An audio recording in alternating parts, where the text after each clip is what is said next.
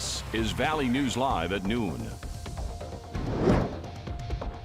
Thank you for joining us this afternoon. I'm Bobby Fallett. North Dakota Supreme Court is hearing arguments on the state's abortion trigger ban. The Center for Reproductive Rights, which is representing the Red River Women's Clinic, is arguing that the ban violates the state's constitution and wants the court to keep the law blocked while lawsuits are being heard. Red River Women's Clinic, which was North Dakota's sole abortion provider, moved to Moorhead this summer. Well, taking a look at our sky cam right now, today starts with a stretch of cold days ahead, but we have some important news for later on this week. Let's check in with meteorologist Jim Gash for a look at our forecast. Jim? That's right, Bobby. We do have those first alert weather days, or just one, for Friday, thanks to a snow system moving in that'll have some wind with it that'll make things feel mighty chilly. But right now, here in Fargo, we're seeing those cloudy skies off to the east, but we do have some clearing off to the west, so maybe we'll sneak in some sun today. That'll help these temperatures get up just a little bit more. We're sitting right around 20 degrees for most folks in the area. Though out west it is a little bit chillier. Jamestown there sitting at 19, and in the south we have some nice warm temperatures at 23 for folks in South Dakota. Now we have a busy weather day elsewhere. Here we have some clouds and some flurries moving into the Devil's Lake Basin, but in the Twin Cities they're getting hit with a big band of snow, and down in Mississippi we're seeing some tornadoes, and Louisiana had our first tornado warning of the day, and that's going to continue all day. Now our temperatures here aren't going to improve all that much as we reach into the afternoon, just sticking in those low 20s with those clouds. And I'll have more information, Bobby, about that first alert weather day and that snow system that is on its way.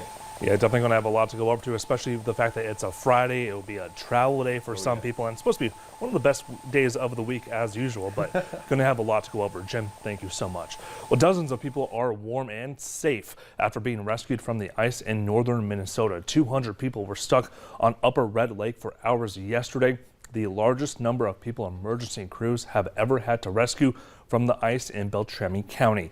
A temporary bridge was set up, allowing the stranded anglers to walk back to shore safely. The Beltrami County Sheriff is asking resorts to wait until ice is thicker before allowing people to venture out.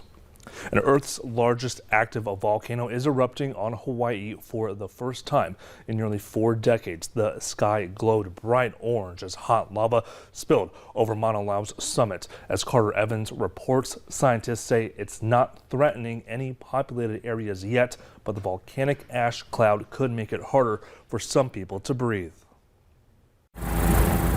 New video shows fountains of lava spewing from Mauna Loa, forming rivers of molten rock flowing down the world's largest active volcano. Thermal imaging shows the moment it roared back to life, ending a nearly 40-year dormancy. Residents on Hawaii Island woke up to the fiery sight Sunday night after a series of large earthquakes. And also the ground started swelling outward from the volcano. So you knew this was coming? We knew it was coming. We just didn't know that it was going to be in the middle of the night after Thanksgiving weekend. But any threats to the community could be weeks away. People will have plenty of time to evacuate if that's needed. Yes, that's absolutely true. The last time Mauna Loa erupted was in 1984. Lava flowed within 5 miles of Hilo, the island's most populous town. The nearly 14,000-foot volcano is just miles from Kilauea. It's smaller but much more active, and it's been erupting for decades now. You can see it just launching lava up into the air. We were there in 2018 when massive lava flows wiped out hundreds of homes. That is a huge, huge lava front there. When it was over months later, the island was nearly 900 acres larger. For now, the only threat with this eruption is volcanic smog and ash, leaving residents with a front row seat to nature's beauty. Carter Evans, CBS News. Carter, thank you. And rail unions say that they're prepared to strike December 9th just as the holiday season swings into full gear if a contract agreement is not made. In a statement last night, President Joe Biden says that he wants, quote, Congress to pass legislation immediately to adopt the tentative agreement between railroad workers and operators without any modifications or delays, close quote. The president says that this is a potentially crippling shutdown, as nearly 30% of all U.S. goods are shipped on railways. And catalytic converter thefts are back on the prowl, and they hit a Minnesota school district in a bad way. Parents in the small town of Osteo got notices that their child's bus might be late because of thefts over the holiday weekend. Police say 20 school buses were tampered with and 10 had catalytic converters stolen. Thieves nationwide are stealing the equipment from under cars and reselling metals for hundreds of dollars. If it happens to you, it could cost more than $2,000 to replace a converter. Minnesota DFL leaders are pushing to be the nation's first presidential primary.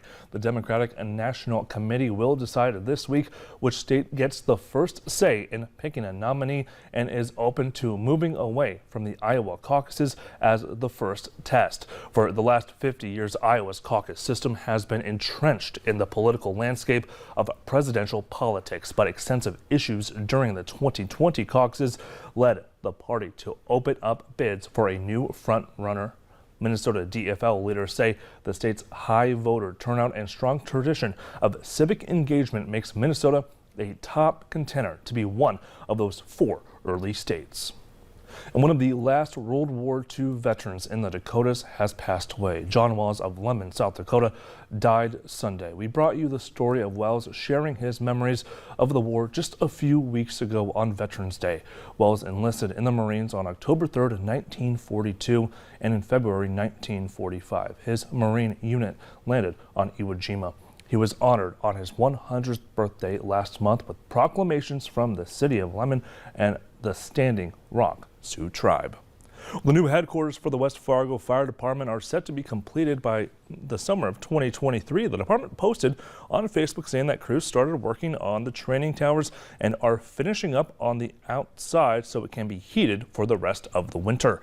The new headquarters is in the 1200 block of 10th Avenue East, right behind Menards. The total cost for the new headquarters is expected to be around $18.5 million. Well, the emergency food pantry in Fargo is in desperate need of your help this season.